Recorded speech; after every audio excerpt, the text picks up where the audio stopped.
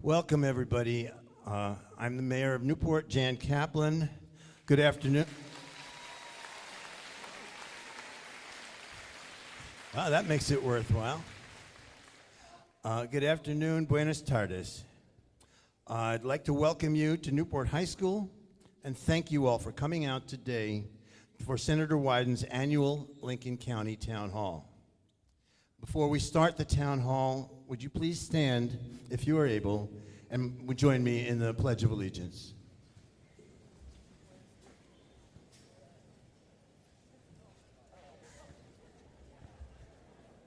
I pledge allegiance to the flag of the United States of America, and to the republic for which it stands, one nation, indivisible, with liberty and justice for all. Yeah, for all.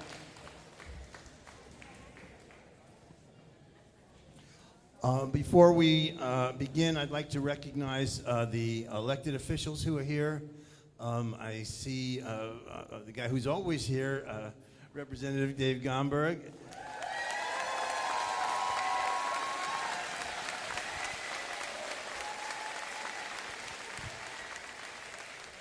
And I believe I saw Commissioner Casey Miller.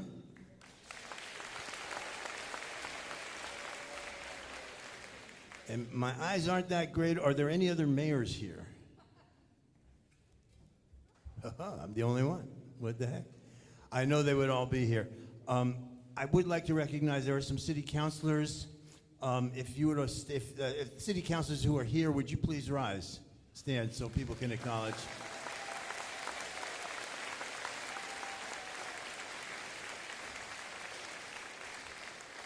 Thank you so much. I now have the pleasure of introducing our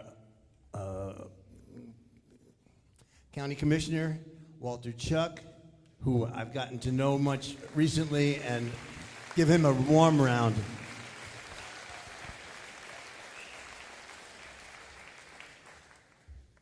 Thank you, Mayor. I think I saw Sherry Brubaker in here for Val Hoyle's office. Sherry, you want to stand up for a second? Sherry's in the back there. Sherry. There she is. Hi, Sherry. Thank you for showing up. So I'd just like to go over the ground rules for today's town hall. We have been advised that for your safety and the safety of all participants, everyone will need to remain seated in a chair or on a bleacher during the town hall unless getting up to use the bathroom or if your number is called to ask a question. If you refuse to stay in your seat, you are violating the rules of this town hall that have been established to keep everyone safe, and you'll be asked to leave. Restrooms are located outside the gym. The entrance doors where you came in are also your exit doors to use when leaving the town hall. The process for asking questions today is as follows. If you want to ask the senator a question today, you need to have a ticket. They were offered as you were coming in. If you want to ask a question and don't have a ticket, raise your hand and staff will get you one. I'll wait for a moment while you get a ticket. Anybody else need a ticket? Okay. In the interest of time, we ask that you keep your questions brief. We want to be sure that we can get to as many folks as we can today. Staff have also provided comment cards at the entrance. That is an additional way to offer your questions or comments. I will call out a few tickets at a time, usually 3 at a time is easiest. I will read the last 3 digits of the ticket number. I will repeat, I'll read the last 3 digits on your ticket. If your ticket number is called, please raise your hand or stand up. Please wait for staff with a microphone to get to you. The staff member will take your ticket and will repeat the last 3 digits on the ticket. Please state your name and then you can ask your question so everyone can hear you. After the senator answers, I will put another few tickets and announce the last 3 digits of those. Reminder, open to all gatherings like this town hall. Only work if everybody respects a person's right to speak after I call on them when their ticket is drawn. I recognize many people hold strong views, but please respect the process throughout this town hall and do not confront anybody you disagree with or who may not be following the rules designed to keep things orderly and everybody safe. Again, thank you for the safety, and for the safety of everyone, please remain in your seat unless you are leaving the venue, going to to use the restrooms. So thank you. I'll turn it back over to the mayor. Thank you, Commissioner. I now have the honor of introducing our Senator Ron Wyden. This is Senator Wyden's 1,138th town hall. And we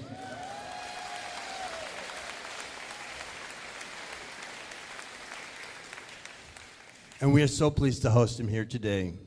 It's part of the commitment he made to Oregonians when he was elected U.S. Senator, namely to hold an annual town hall in every one of Oregon's counties every year.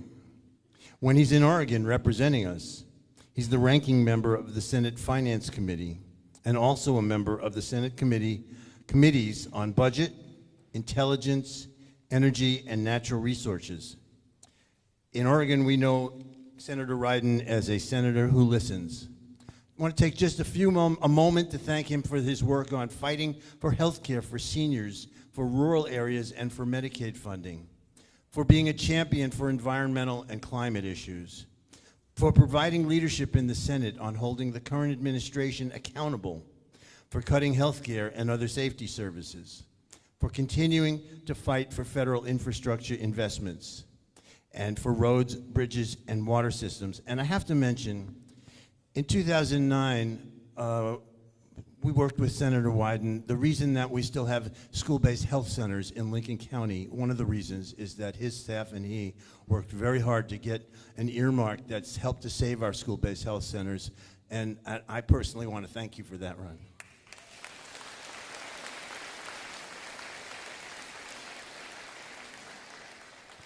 So without further ado, because you didn't really come here to hear me, Senator Ron Wyden.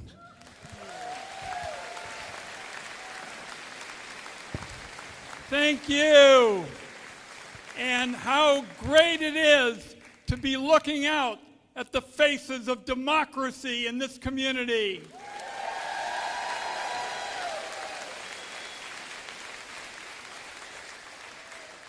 Now, usually I start with a short bit of information, like a couple of issues we're going to talk about today.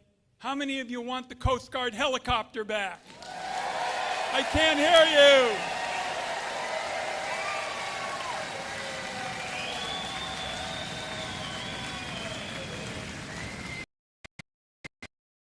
We're going to talk a bit about that, but I'm here around because I want to know what's going to happen in the air and make sure that people can be rested about it.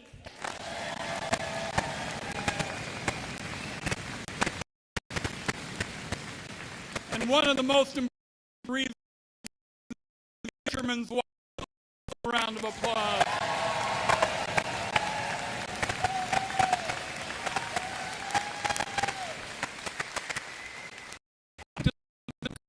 Commander, about an hour or so ago, is a very pleasant guy. He was sincere, but his answers to questions we've been asking were unacceptable, and we're going to stay at it till we get answers.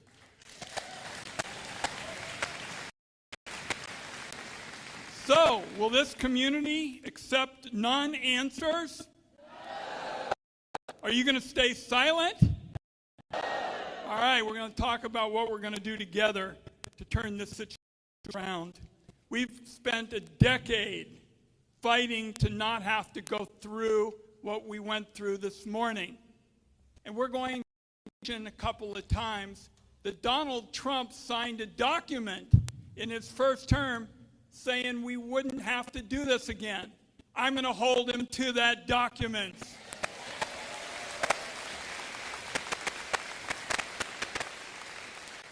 And the reason this is so important is for fishing in this country matter.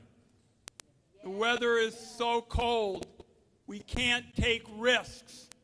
So I want you to know we're going to go right to questions. There's no subject off limits. And we're going to stay at this question of getting the helicopter back and making sure that the community is safe from the abuses of ICE. today. Go ahead.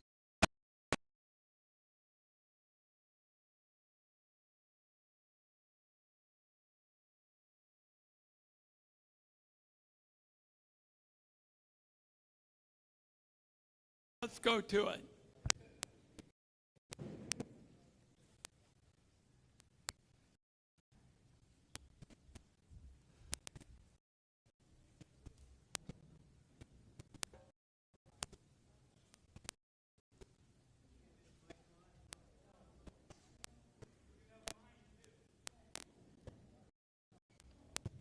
Check.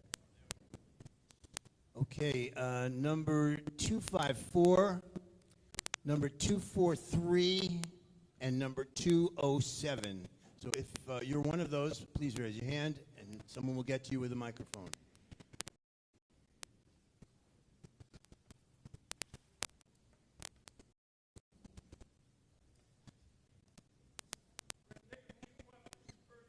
A little business to do as well that I think the community wants to have us tackle.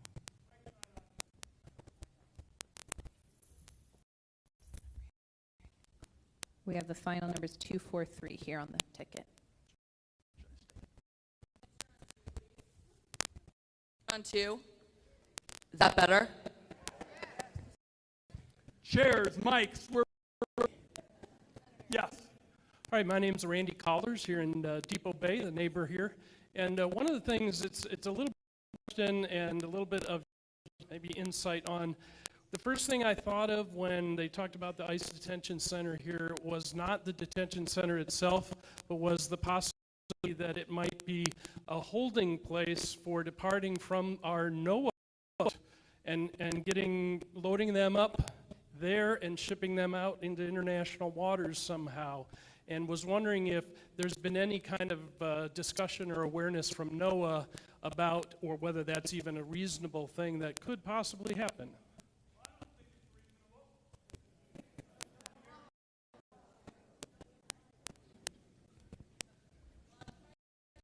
Try yours again. How's that? I don't think it's reasonable. And let's put it this way.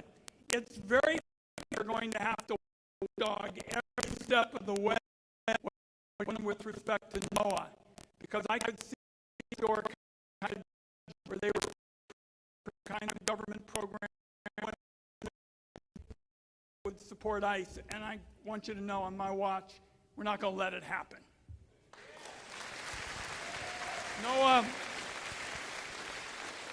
NOAA is a treasure for Oregon, but it's a treasure for our country. And we're not going to let anybody mess with it.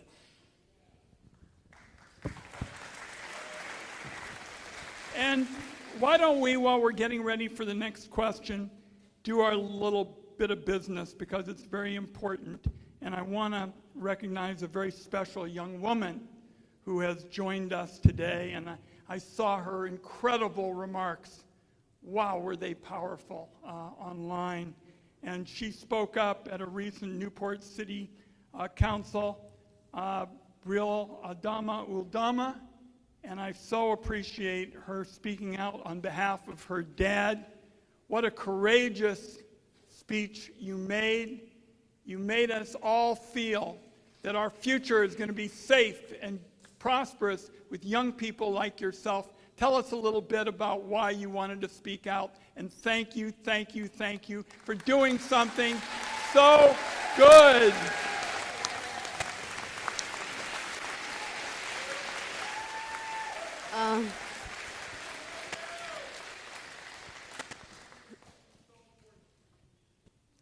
So I spoke out on the Newport City Council meeting because a lot of people have been saying about my father's situation that it was fake when it wasn't.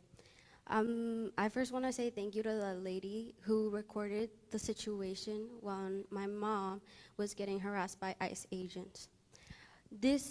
I spoke out because it's important for the Hispanic community. I saw a bunch of people speaking out about the fishermen and the Hispanic culture, the Hispanic community. I spoke out because it opened my eyes to see a lot of people speaking out about the Hispanic culture. it made me realize a lot of people do care about the Hispanic culture. My father, like I said,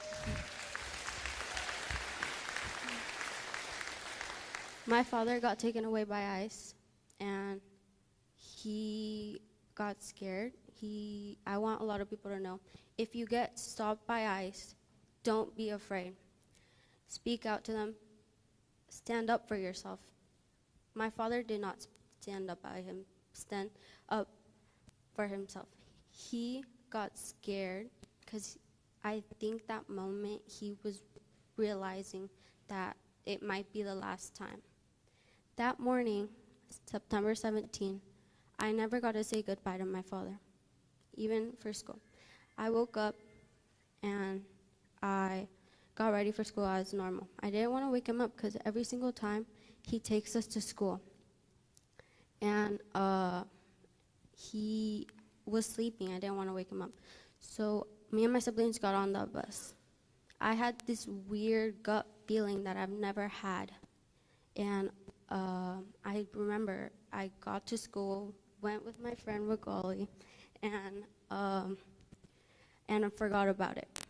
And in fourth period, I got called up to the office. It's really not normal for me to get called up and go home, because I always go home if it's an eye doctor's appointment or a doctor's appointment.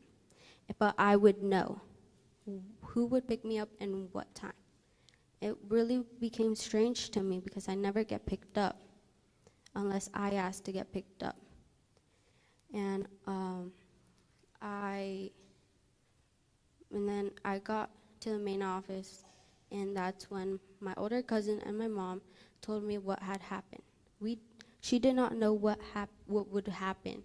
My mom got harassed by ICE agents. They kept telling her that that her and me and my siblings were under arrest, when me and my siblings are American citizens. We were born here. And she got offensive because we and my younger siblings did not do anything. We didn't do anything. And that's what made her mad. So she stand up. It was courageous, and thank you. Thank you.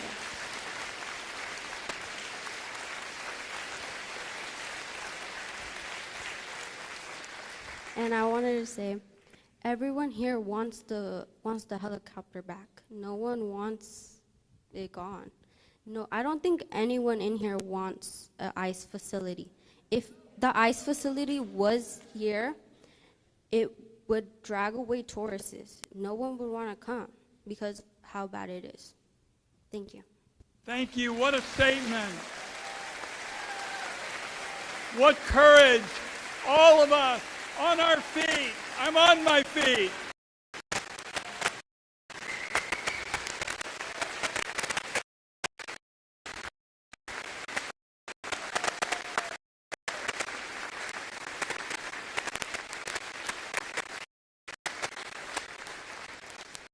Thank you so much for showing us the courage so we can defend our loved ones. And I want to understood that along the way there are some other things we need to do, responsible programs in government, and starting with identifying all people that are wearing masks, because I think that's high time too.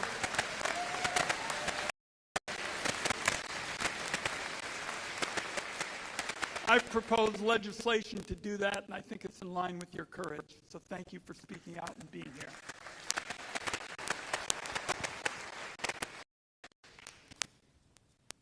The next number, raise your hand.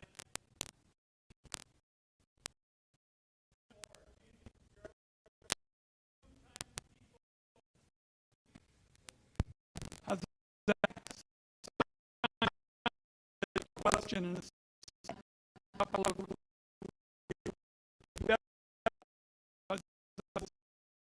our house. Do that, but we want to hear from all of you with your questions. Senator, I have 254 right here. Hi, my name is Runyon. Just had a question in regard, I think I had seen the initial result was removed, by speculation about private landowners, whether or not they would be to holding a facility, and just kind of wondering as a community what we would do if that were the route that was to be taken. Thinking about this community and where it stands. Nobody has any answers to this, which is why we all feel so strongly. I met with the local officials in the morning. Then we had a wonderful group that the fishing families are.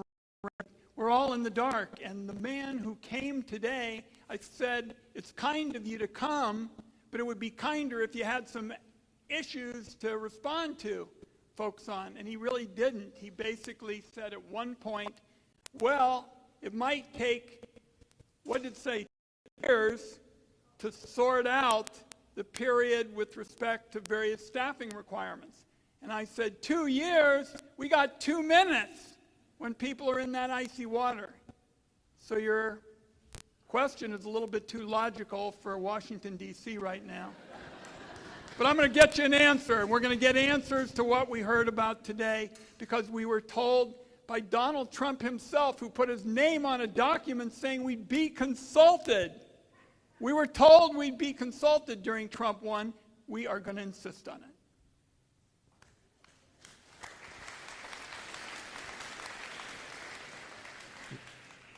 What number was she?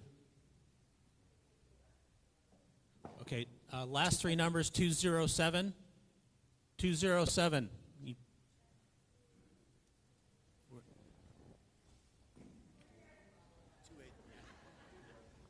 And that one's going to be followed by 283. 207. Thank you very much for coming, number one. Secondly, I would like to read you just a part of an email that I sent to Senator Anderson. I said, thank you, Senator Anderson, but we don't want a ICE facility and we want our helicopter back. He told me that he is led to believe the ICE detention facility has been debunked, and we are attempting to get clarity about the helicopter being transferred, but even that has not had confirmation. And as you realize, I am just a state senator, so it wasn't much of a satisfactory answer. My question is, what, if anything, to get Republican politicians and our Republican neighbors and friends to wake up and to pressure to the Trump administration and retain our democracy? First of all, it's a great question, and it was answered essentially the last time we had to deal with it. There was a bipartisan effort, which is what in effect was codified by this appropriations matter that Donald Trump signed off on, that was Democrats and Republicans. So when Republicans say, oh, it's a big deal, or it's not a big deal, that's not true. They signed off on a document to make sure that everybody, blue and red and Democrats and Republicans, would be consulted. And what I'm talking about is insisting on it. Who was the person who you wrote? An Oregon State senator, yes. This is going to be a federal issue because it's Coast Guard. And at the federal level, it has been bipartisan for a full decade. I think it would be fair to say it's been bipartisan for a full decade in terms of the support and eventually the signature of Donald Trump. It really started with Obama, and then Trump came in. And I have 283 here. What can we do to get rid of that con artist creep in Washington, D.C., whose last name is Trump? What can we do here? Well, we decided about 1,300 or so town meetings ago that we wouldn't make these overtly Democrats and Republicans like it was the local county political debate. I will tell you that what you're doing today, there probably are no town hall meetings in America today with the size of this one. So call your friends, say hundreds of people came out to talk about what they wanted, tell them to get it started. That's the fastest way to have political power in America.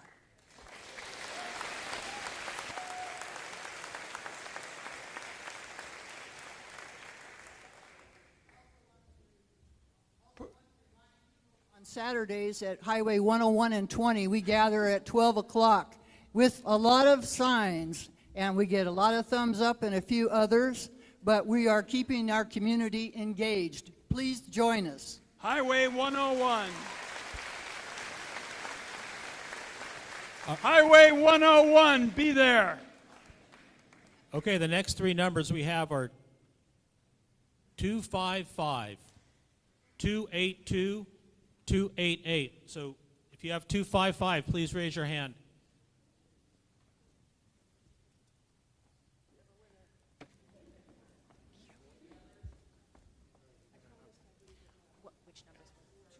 The next two are 282, 288. And Please stand up. This is 255. Hi, I'm Nancy Nash from Newport. What are the legal actions Lincoln County or the city of Newport can do about the ICE detention facility? I was really surprised at the last meeting I went to that I don't think anybody talked about the litigation regarding this. I don't know if there is any, but what can our city attorney or county attorneys do? Is somebody working on this? Thank you. Well, as I understand it, and maybe the fishing wives want to add to this, we've already filed suit to get the helicopter back. And the And I support that completely, but I'm talking about Yes. specifically the ICE detention Right. center. I- I don't want anything to be overlooked. I understand that. The first thing we have to do to really win on ICE policies is to make it clear to people in this country that Donald Trump is not doing what he said he would do in 2024. He said on immigration he was going to go after terrorists, drug cartels, murderers, people committing violent crime. Nobody said that he was going to go after that little girl's dad.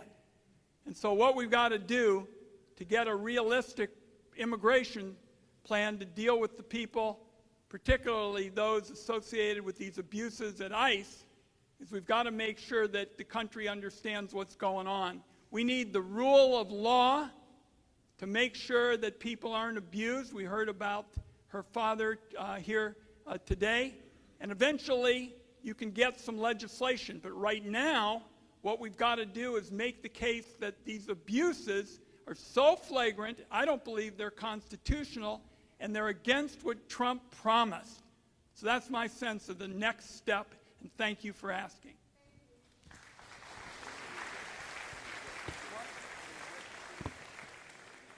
And we ought to talk about the city and the fishing families, what they're doing, but they've already filed suit. Mayor? Just quickly, the city has engaged outside counsel to look at what our options are. We will be pursuing every option that we can. We're adamantly opposed to ICE facilities here, unanimously on our city council. And I can't give you specifics, but we have engaged them. We'll probably be looking to fundraise at some point if this goes someplace. And as things come out, as we're able to talk, we will get the information out to you. Great. Let's hear from the fisheries. Can we have the staff bring something, Grace, to these nice fishing folks, fishing families? They'll tell you a little about the litigation. So I'm happy to talk a little bit about what's going on as far as the helicopter. I can only talk on that. We went into litigation 11 years ago to keep our helicopter here. It's been in our community for 40 years. It's saved lives that wouldn't have been saved had it not been here. It's really important for us to fight, Wyden. All of our local politicians have been backing us, have been trying on their end to do what they can do, but we're at the point where a lawsuit, we feel like we have a clear case for winning. When we won the last time, there were things that were put in place to keep this from happening again. So they did not follow the law. They are breaking the law, pulling it out. We had no communication prior to this. We have no current communication. So our only resource right now are the courts. And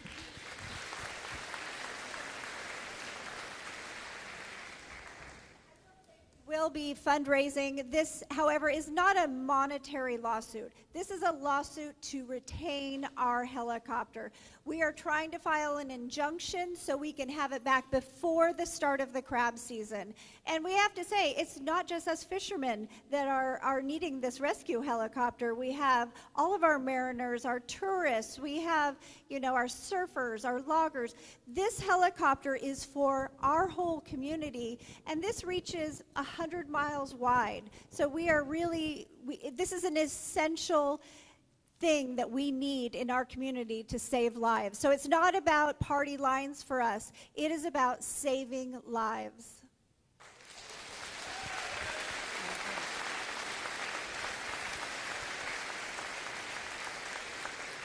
And we have been at it in this community since 1987. Some of you may remember Congressman Les Coyne, who was the congressman from this area. He was our senior member. I was a junior member.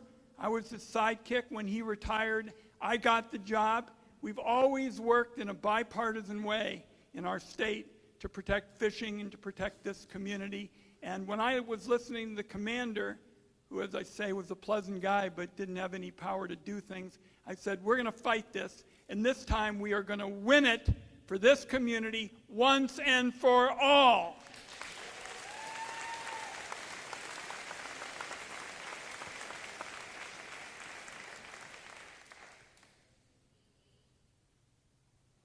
I don't think it's on. Thank you. Thank you. I am opposed to removing the helicopter and the ice facility, and thank you for all of that. I have a question completely off topic. I'm a senior citizen. We are getting a very small cost of living increase that is tied, in my understanding, to a consumer price index that is for urban workers and perhaps farm workers, and apparently there's a different one that is, the analysis is for the elderly, and there's more of an emphasis, there's more of a weight on insurance premiums. The cost of living increase for next year is going to be eaten up almost entirely, in my case, by the cost of the increase in my Medicare premiums for all of the You're going to get hit by a big Part B increase. Exactly. So I'm going to have, after I've paid all of my Medicare premium increases and the deductible increase, I'm going to have $136 for the year to pay for increase in groceries and household goods and utilities. I understand we have to amend the law to change the consumer price index that the COLA is tied to. Can we do that? I'm looking at it. Part of the problem is the COLA, for the most part, is pretty accurate for younger people, but it isn't for older people who can have big expenses even if they have Medicare. So I'm looking at it, and what I think we also need to do is end some of the big insurance company ripoffs here and put that money into your pocket as well.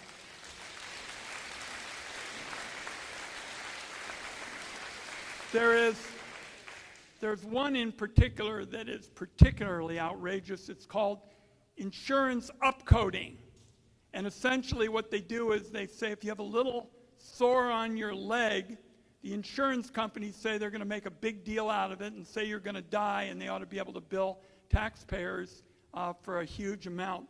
I'm going to get rid of insurance upcoding. That's one of my priorities, and get it back to you, the money. Number 282. 282. Raise your hand. 282.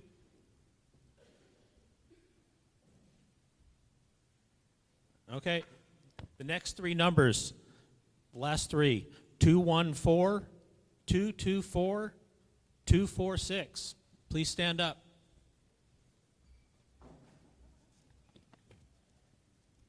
You started off shy because you got up slowly.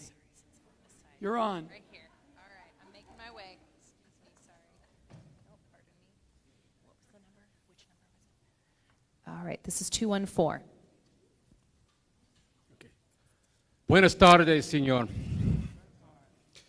I have a question for you. Under Bush, there was an amnesty program that would solve a lot of the ills that are going on right now. Is there any appetite or any dialogue towards such an amnesty? Because I don't hear anything about it for undocumented immigrants. Trump is obviously going in the exact opposite direction. Part of what I'm trying to do is get help for folks, for example, who pay into Social Security. These are people who are making our country stronger and helping our nation, getting more relief for them. But I think it would be fair to say the Trump people are trying to take the immigration debate in exactly the opposite direction. Now, the irony is George W. Bush and Ted Kennedy wanted to have comprehensive immigration reform that could include some of that, and I would be very interested in that.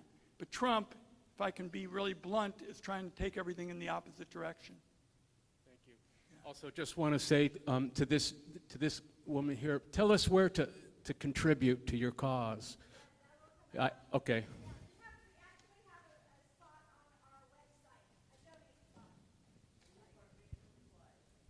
If you go to newportfishermenswives.com, we do have a donate button, and we will accept all the help that we can get right now.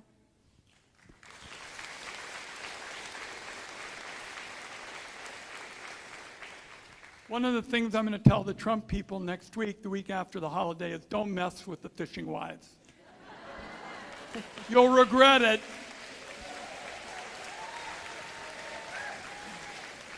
So this is 246.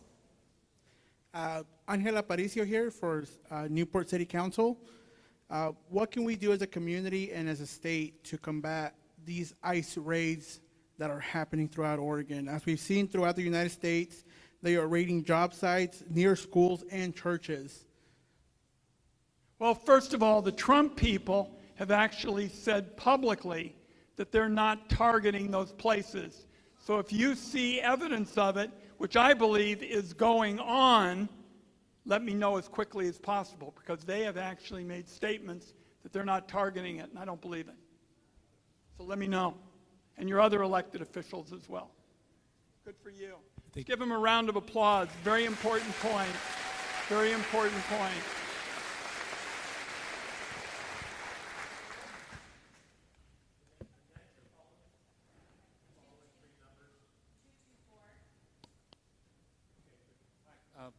Is this on? No. There we go. Hi, I'm John Forbes. I recently read that NOAA is no longer going to be funding a seismic center in Alaska, which is going to degrade early warning of tsunamis here in Oregon and Washington. Anything can be done about that? Well, I think it's part of the Trump anti-science agenda. And this is really, really damaging to this community, to Oregon, and the country, because if we don't make these scientific investments, particularly in things that are going to create jobs, China in the competition will. And I want it understood that I'm vehemently opposed to the Trump anti-science agenda, and I've stayed on the Budget Committee pretty much for the purpose of supporting science funding dollar for dollar. It's good for Oregon and critically important to the country.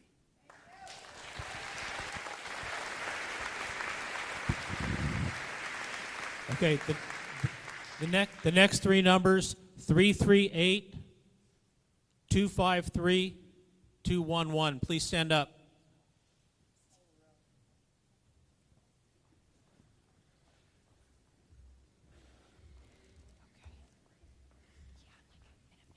I can't believe I'm standing under a basket. I wish I could dunk. We have 253 over here. Okay. Hi, Senator Wyden. Thank you for coming to Lincoln County. I'm from Newport, and I very much support the comments and questions from community members regarding bringing back the helicopter and also preventing ICE from coming here. And I imagine most of the comments you receive will be related to that.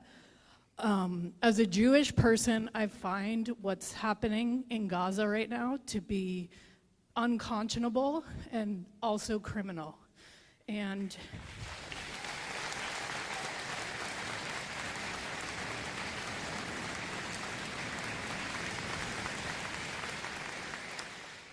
you've voted to protect continuing to arm Israel, but you've also expressed desire to protect humanitarian aid in Gaza. And I wanted to ask, where do you stand on these things now, and what are you doing about it? I'm supporting now surging aid to Gaza. It is horrifying what is going on there. It's immoral, and I strongly support it, number one. Number two, I don't believe we're going to get the change we need unless Bibi Netanyahu is replaced.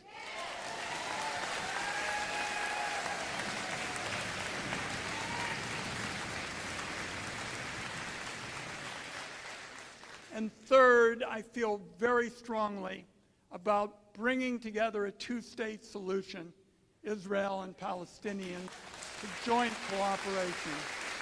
And, you know, I wrestle with these issues constantly because it is horrifying to watch what is going on in Gaza. It was horrifying to watch what Hamas did.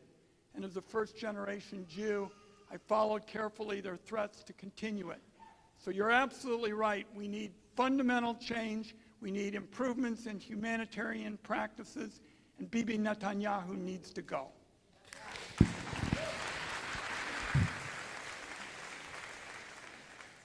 338 or 211? All right. So we're here with 338. Senator, thank you very much for hosting this town hall. It's important for those of us that are concerned about all these issues to have places to come together and to get updated on things. I feel like I'm well schooled on what's wrong. But what I don't see is where accountability is coming from and where consequences are coming from. We know that Trump and others lie. We know that they've ignored the laws. But when and who will be accountable for all of what's going wrong? I understand about impeachment and all of that, but there needs to be something to take masks off of ICE agents. That's my legislation. If I had my way, it would have become law yesterday. So I'm trying to figure out, how do we get there? Because I hear a lot, and I'm not criticizing you, don't hear this. But I hear a lot about what's wrong. But what I don't see is a pathway to holding people accountable. Great question. That's what I want to hear. Great.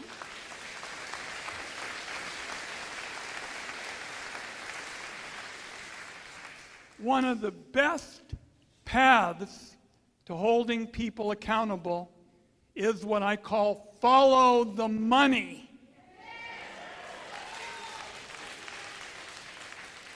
J.P. Morgan, one of the country's biggest financial institutions, in my view, looked the other way on Epstein consistently. And my investigators, and we recruit our investigators like I'm going after Damian Lillard. You know, they're the best. They found that J.P. Morgan did not report 1.3 billion suspicious transactions. I'm going to make sure that everybody in those kinds of circumstances is held accountable.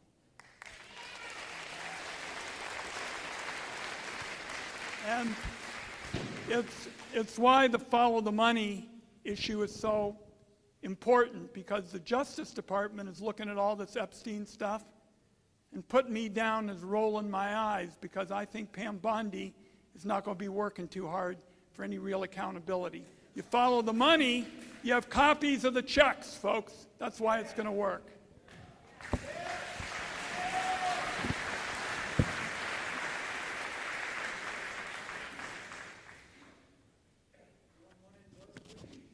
Yeah, one more money question. And where's Gary Ripka? Gary's going to... Great. Let's have this one, and then we'll hear from Gary, who's doing good work with the fishing families. Yes, sir. I was just wondering, did you look into the original purchase of the National Enquirer in '98? Was any money being collated from Jeffrey Epstein's account into the purchase price of the National Enquirer? before it was attacked with anthrax? I don't read the National Enquirer all the time. And well, look, I mean, the point really is what we found at J.P. Morgan, get this. Yeah. Well, what? Yeah.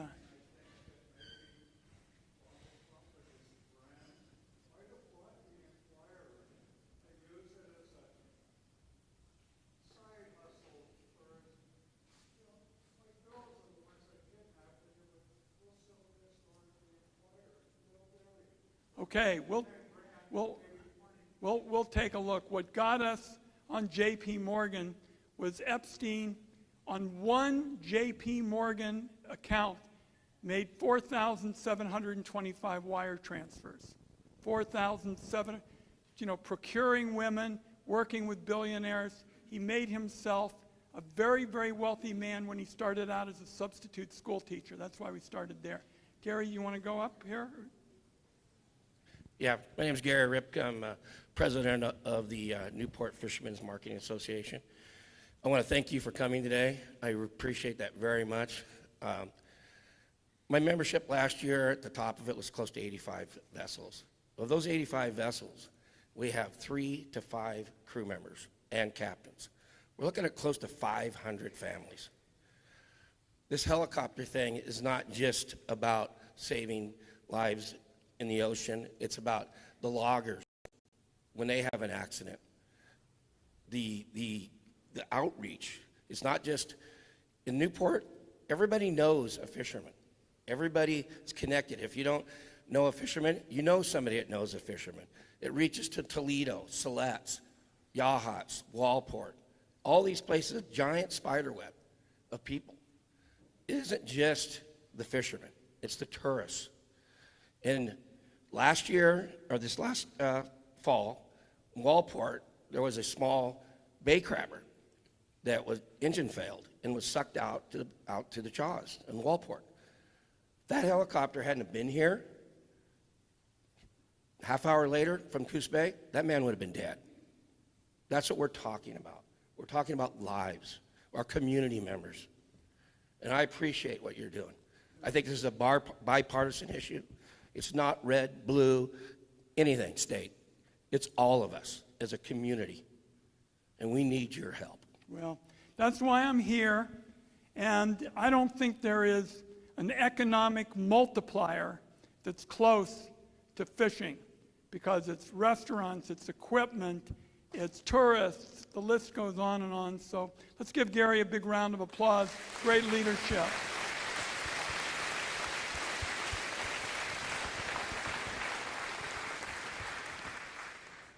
Gary for president.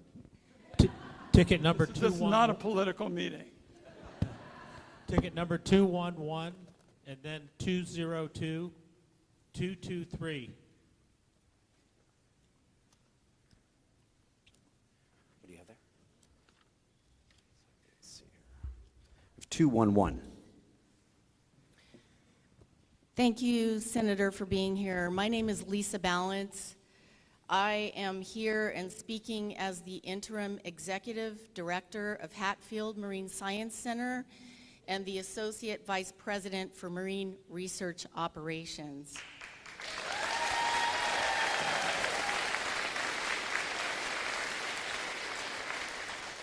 Hatfield Marine Science Center is the third largest marine science center in the country. I must go on record here pertaining to safety, and I will add my voices to those of the commercial fishing industry, the fishermen's wives, and the countless individuals who go to sea recreationally. We at Hatfield Marine Science Center have hundreds of researchers and students on the water off the coast here every year. The loss of a Newport-based helicopter will significantly increase the risk of our marine operations. We absolutely need a U.S. Coast Guard helicopter based in Newport. Thank you. And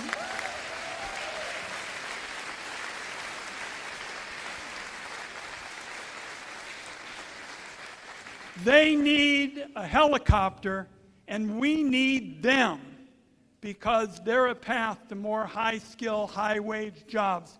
I'm looking at all those wonderful young people in the future. What we want them to do is have a chance to be treated fairly, to get ahead and go to the Hatfield Science Center. That's where you guys ought to be.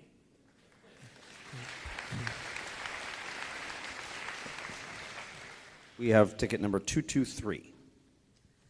Thank you, Senator, for coming here today and meeting with us. And maybe some people in this room don't know we had a meeting with Senator Wyden before. He's been referring to with the commander, came from the U.S. Coast Guard as well. And I'm with Newport Fishermen's Wives, and we were able to talk to the commander, and the answers that we got were less than sufficient. If anyone in this room thinks that you can survive in our ocean for 2 hours, please raise your hand. So neither do I, and I also don't believe my father, my son, my brother, and all the rest of my family on the water that can either. And unfortunately, in our group, maybe some people don't know, that we hold people's hands that their family members didn't come home. We drive to their homes, and we hold on to 22-year-old boys' hands when they survive because a helicopter pulled them out of the water. The things that we have seen in our families, in our community, we can't stand for this. And we thank you, Senator, for coming and standing with us, but we also want to continue to ask the hard questions. What is the next step that you will do as a United States Senator to support our community and the other communities like our community who are also fighting for their helicopters and life-saving equipment? Our local Coast Guard station has also lost the 52-foot boats. Those were retired. We have less boats than we used to have, and everyone's seen our fleet. The boats are getting bigger and bigger. We talk about NOAA, we talk about research boats. Those are big boats. We can't tow those boats in out of here right now. So if you are in an emergency, there's one thing that can save you, and it's a helicopter. So we thank our community for being here today.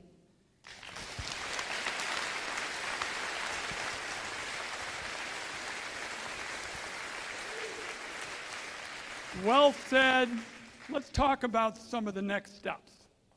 We talked about the lawsuit, and I think it's important that we all support that because it's the rule of law. I talked about Donald Trump complying with what he said he would do, which was to consult with all of you.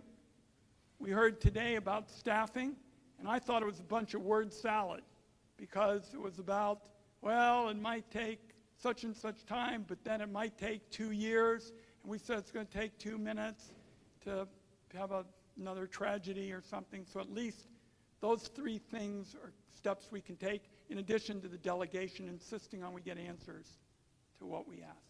Those 4. That's better. 202, 334, 202, or 334.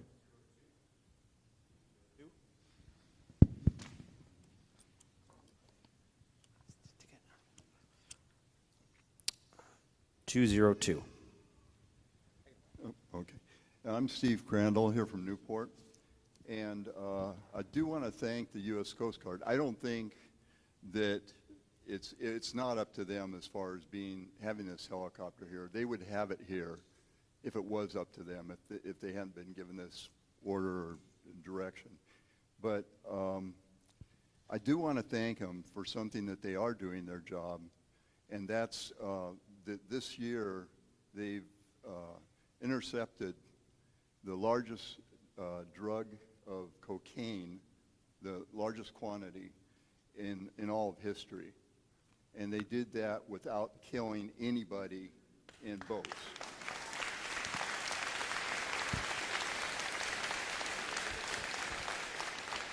I believe that these orders that they're given, whether it's by drones to kill these people in the boats, are illegal orders. I was in Vietnam 1970 at Da Nang, and we were told to ignore our checklists. I was a weapon loader on F-4s. We were told to ignore our checklist by one of the commanders. I was on a lead crew that trained new guys coming in. So there was no way that we could just ignore these orders. We called them on it. 2 days later, we had a 4-star general there telling us to go ahead and be safe. But in the meantime, what was happening is we were losing our equipment. It was going bad.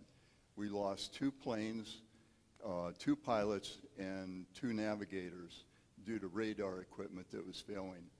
So the mechanics, crew chief mechanics came together. They downed the aircraft that was supposed to have been down because it had equipment that it shouldn't be flying with. So what happened is everybody came together. All the military came together. And that's what it takes. It takes us all to come together to make these things happen. And we did it in Vietnam. And this, all I got to say is it takes everybody to come together to make it happen. Well,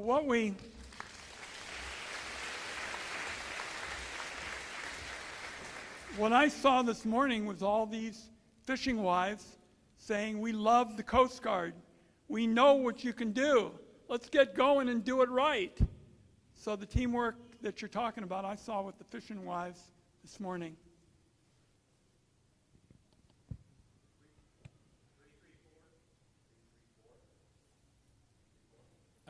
Up in the back. Sorry, where's 334? I'm seeing a hand over here. We'll get you a mic. I see 334. And after 334, 210, 259.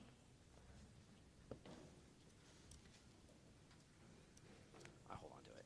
Can I see your ticket? It's okay. All right, 334. Hi, my name is Donna Hill, and I just have a question. Is there anything that can be done to address the issues with the extreme corruption that's going on with our Supreme Court right now? I couldn't hear the... My name is Donna Hill. I'm asking if there's anything that can be done to address the issues that are being caused by the extreme corruption of our Supreme Court. Well, I've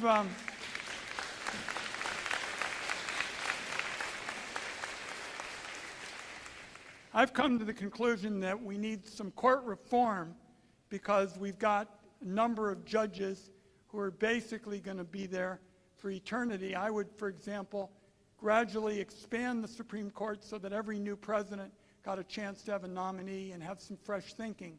But elections have consequences, and there's no question there are people on the Supreme Court that I don't agree with. I mean, one of the things that I did during this most recent government shutdown is I blocked the effort to set up a permanent abortion ban.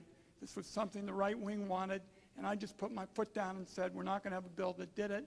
And if it had gone to the Supreme Court, I probably would have lost. But I put my foot down and we won. No abortion ban.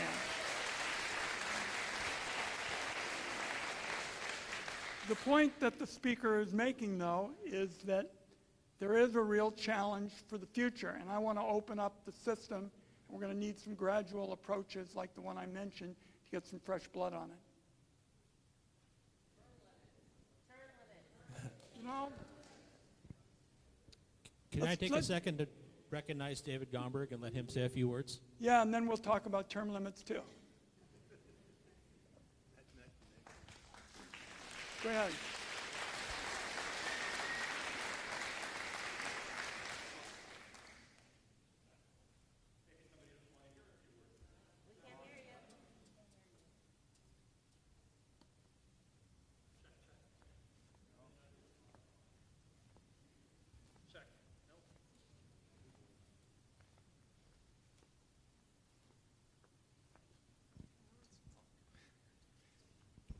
Well, I didn't think perhaps somebody didn't want to hear a few words from me, Senator. Check. So this First is of all, definitely working I out. want to thank my friend Ron Wyden, who always shows up for Lincoln County and for Newport.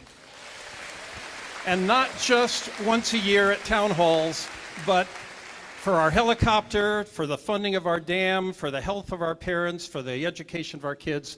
Ron and his team are always there for us. So many of you have been asking about the recent challenges, and I'm going to share with you what I shared with 800 of you at the City Council meeting last week. and that I had the opportunity to share with millions more on, on the Rachel Maddow show this week. And that is that the federal government needs to show Newport some respect. They need to show us some respect and the simple courtesy of being honest with us. Because they snuck the helicopter out in the dead of night and didn't tell anybody, and now they're trying to sneak an ice facility in here, and again not telling anybody. The senator has asked, our governor has asked, our city has asked, I've asked. Nobody will tell us precisely what's going on. But we've seen the evidence because they are continuing to talk to property owners about a place that they can base this facility. They are continuing to reach out to small businesses and see who can deliver water to some facility at the airport, who can take 10,000 gallons of human waste every day away from the airport. And they're putting job postings online for detention officers, for bus drivers, for medical personnel. And we're a long, long way from Washington, D.C., but we're not stupid.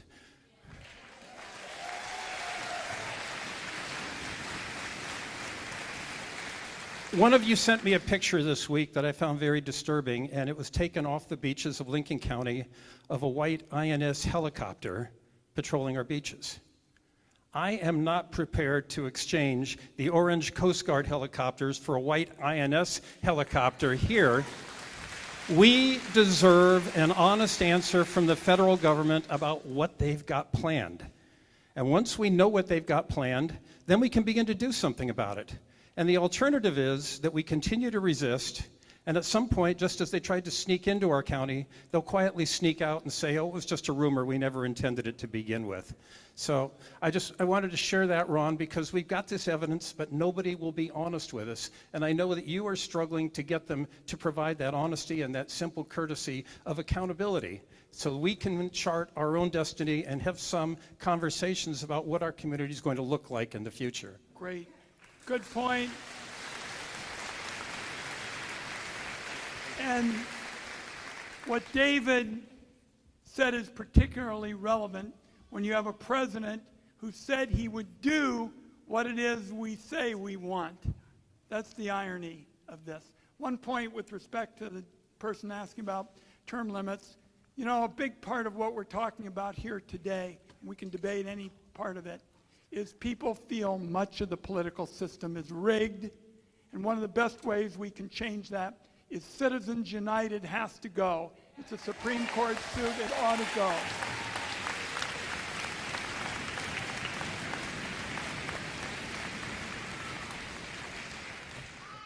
$210-259, please stand up. The ballot. All right, let me check. All right, we have 259. Yes, thank you, Senator Wyden, for being here and listening to us. I'm Pete Lawson. I want to follow up on one of Dave Gumberg's comments, and with the helicopter is an existential threat to our fisheries, and the ice facility is also an existential threat to our local economy and community. So my question is, if the people who are trying to insinuate this or insert this in our community are approaching local businesses, small businesses, do these businesses recognize that if they allow this to happen, if they participate with this, they will be essentially cutting their own throats and jerking the rugs out from themselves and our whole local economy? At my very first meeting with the local elected officials, and David was there, and the mayor was there, and there were several of the leaders here, that was what we talked about. And you can bet we're going to be reaching out to all of them come Monday, because we understand it's not just one company that's kind of being recruited. There's several of them, and we're going to be all over them starting Monday.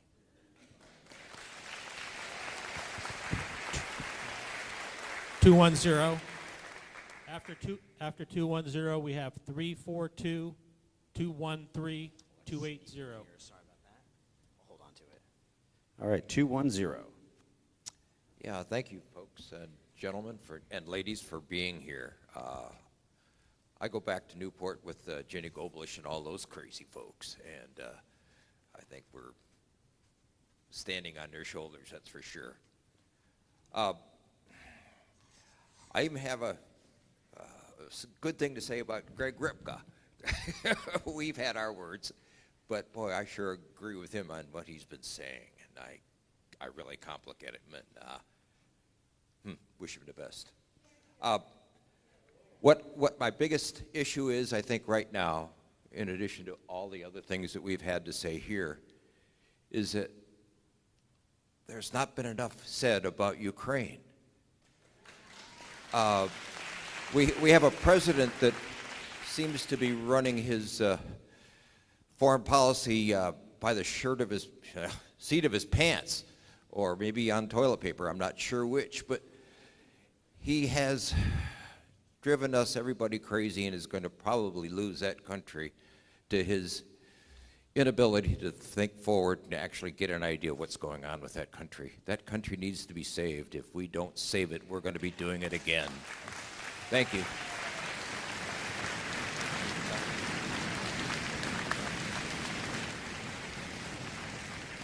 I very much share your view. The headlines in the press and on our phones and everything this morning is that Zelensky has to make a tough call here because Trump is pushing him to essentially surrender, to give up everything. And I think it would be an enormous mistake because Putin, I'm on the Intelligence Committee. My older child calls it the so-called Intelligence Committee. Putin will not stop at the Ukraine. If he gets to Ukraine, he'll just keep going and going and going. And the Wyden family knows a little bit about dictators, and we don't want another one with more power. So I'm very opposed to what Trump is pushing Zelensky on as of this morning.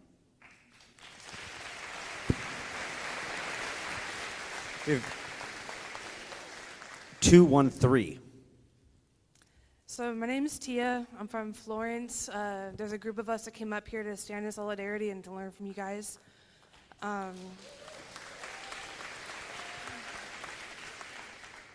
Thank you. I was just curious, how many times can you betray the Constitution before you're considered a traitor? And just curious, what would that process look like? And if would be the only way to actually kind of get us a clean slate and actually move forward. But I'm just wondering, is there like a threshold, or like, where are we? Like, how many times do you get to betray that Constitution that you swore an oath to before you're really considered something other than impeachable? I don't know who you're talking about. But Donald Trump, basically all of the times that he was convicted of all of the crimes, was able to run for election and won the election. So if you're talking about somebody else, let's have it.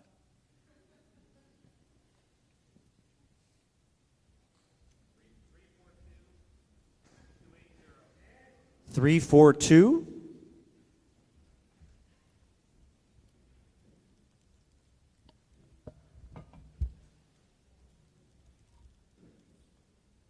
What, 342? Okay, 342. Thank you, Ron Wyden, for being here for the support of the helicopter, and thank you, Fishermen's Wives, for spearheading this. I really appreciate the effort. My name's Joe Salvi. I'm a business owner, a commercial fisherman, and this is a crucial element to our business. I have an additional question for you, Ron. I have been pursuing the Oregon federal salmon disaster for numerous years. I realized that I took it to Betsy Johnson a couple years back. She took it to the Coastal Caucus, got it off the governor's desk. I understand that it's in Congress and it's been appropriated. The commercial salmon fishermen of Oregon have been waiting since 2018, 19, 20, and 21 for our declared federal salmon disaster. Can you give us any indication what we can expect. We've had a bunch of fishing disasters, and we try to get help when we can, but no comprehensive recovery plan, and I'd like to see yours. We need one. Thank you. I would appreciate some sort of movement on this issue. I understand that it's held up in appropriations. I was also told it was issued to NOAA. I've been working with Erica with the Salmon Commission, and she keeps telling me to call your office. Are you saying that there's been an appropriation made for this? That's what we were told. Well, let me do some checking with you, and we'll get right back to you. Thank you. Yeah, I mean, the fishing families know this. We kind of lurch from one disaster to another. I remember, we got money last year for pink shrimp, and everybody asked me about pink shrimp, and the fishing wives have their thumbs up for pink shrimp. So go figure, we need a better policy than that, as valuable as pink shrimp are.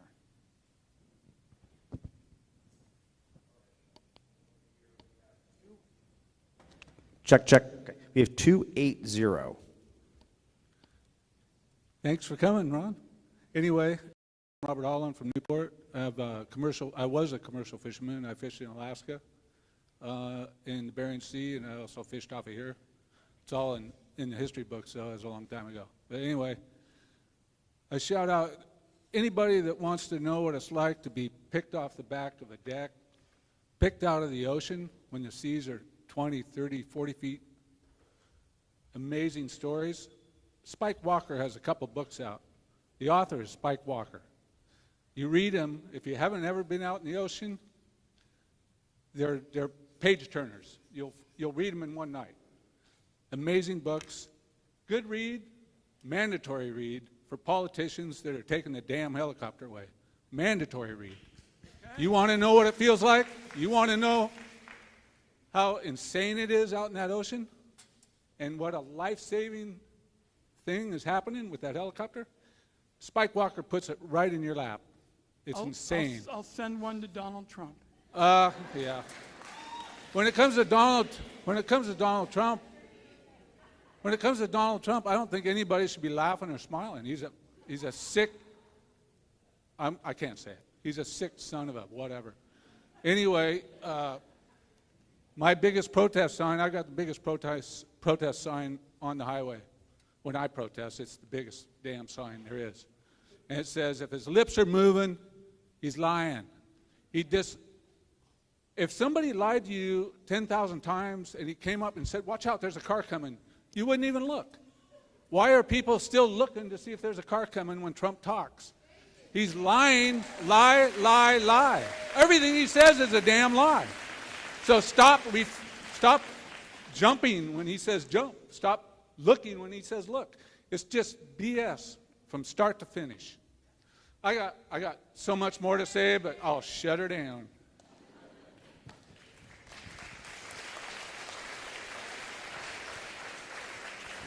Okay, we've got 228 and 282. 228, 282. Stand up. No.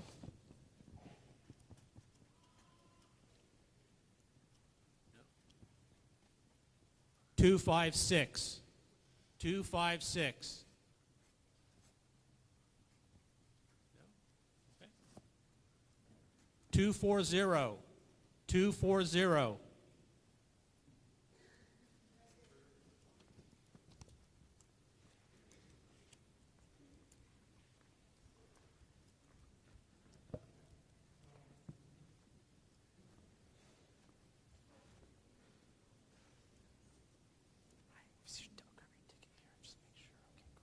Two 240. Thank you for coming, Ron Wyden. Hope you got better from your case of COVID. That day. Do you all remember what happened? Yeah. Out of nowhere, I was better in like 2 days. This is going to change the subject of today, but I have a concern about our forests. And I know that there's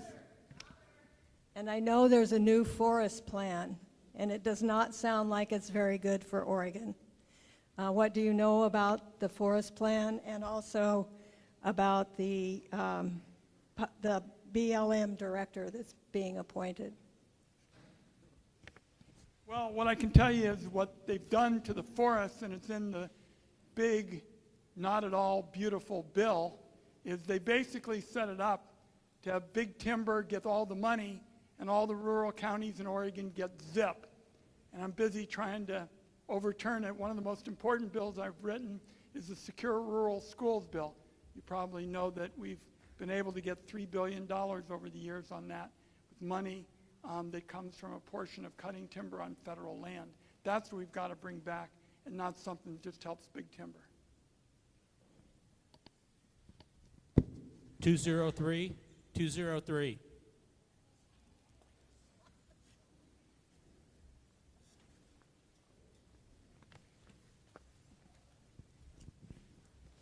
All right, 203. Let me grab you. I'll hold it for you. Your ticket. Oh, I see it. 203. Okay, here we go. I'll hold on to it for you. My name's Tony Thamakis. I want to commend you for coming out and trying to enforce the laws that are put on the books. The biggest issue seems to be we write laws, but we don't enforce them. That's not just on the federal level. To those of you here, it's on the state level, and it's on even local city level. We have lots of laws. You need to find a way to make sure they're enforced fairly to everyone in the community and not just cherry-picked to make points. That's way too logical. Why don't we do exactly what the gentleman is talking about and start with the helicopter as the first rule to be enforced that's on the books. We're getting close. I see people leaving and I'm losing my voice. I've got a little more business. Abril, could you come on up here, please, for a minute? Come on up and join me.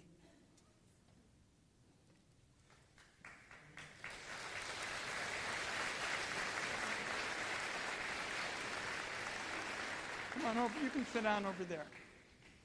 That's what I brought it for. So we've been at it for almost an hour and a half. And my sense is there is no town hall meeting in America today as large as this one. And there hadn't been a bad question in the House. What have we been talking about? We've been talking about the helicopters and ice and science and healthcare and accountability and forestry. But as much as anything, what we're going to remember is going home and remembering a very special young woman, Abril, from this very high school. She's been courageous. We're going to need a lot of courage to do all the things we've been talking about for the last 90 minutes. Let's give the very last word to her, and I'll stick around and visit with people. You want to have the last word? It's yours.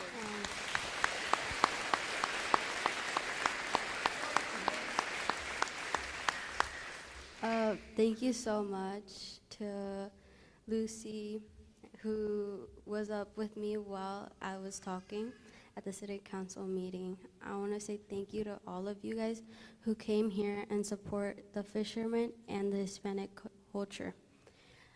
Like Mr. Wyden said, Donald J. Trump said he was going to only get the criminals who are like drug dealers, murderers, and terrorists. My father was not a drug dealer or any of those things. He was an innocent person who obeyed the laws like everyone in Salem, Oregon, Portland, Oregon, Hillsburg, Oregon. They are just innocent people who didn't do anything. Thank you.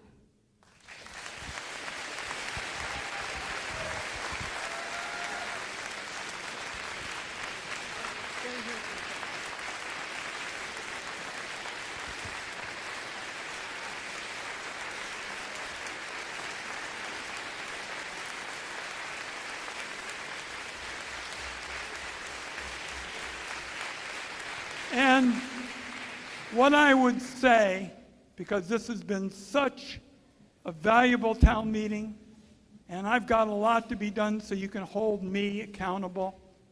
For the last 90 minutes or so, this has been the Oregon way, and I particularly enjoy seeing all of you, particularly the seniors, speaking out for this young woman. She's going to be our future. To be continued, everybody.